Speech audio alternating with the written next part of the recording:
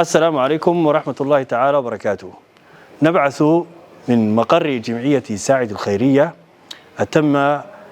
الشكر والتقدير للمحسنة الكريمة عائشة سالم، والتي بذلت مجهودا كبيرا وعظيما، وذلك في إطار إفطار الصائمين، هذا العمل الكبير العظيم المبارك الذي بين فضله النبي صلى الله عليه وسلم في قوله: من فطر صائما كان له مثل أجره من غير أن ينقص من أجره شيئا. فنسأل الله سبحانه وتعالى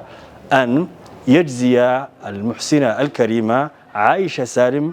خير الجزاء، ويجعل هذا العمل في ميزان حسناتها يوم القيامة، يوم لا ينفع مال ولا بنون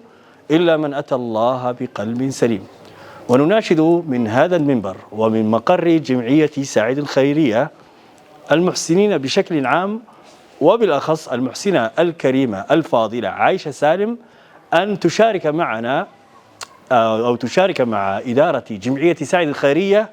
في مجال إفطار الصائمين، حتى يتسنى لنا توزيع أو نشر الخير ونشر الإحسان في ربوع جمهورية صومالي لاند. أقول لك وأقول لجميع المحسنين في جميع أنحاء العالم، وبالأخص المحسنين في دولة الإمارات العربية المتحدة، نسأل الله سبحانه وتعالى لكم أن يتقبل منكم عملكم ويتم صومكم، وأن يجعل هذا العمل الذي تقومون به في الليل وفي النهار عملا تبتغون به وجه الله تبارك وتعالى.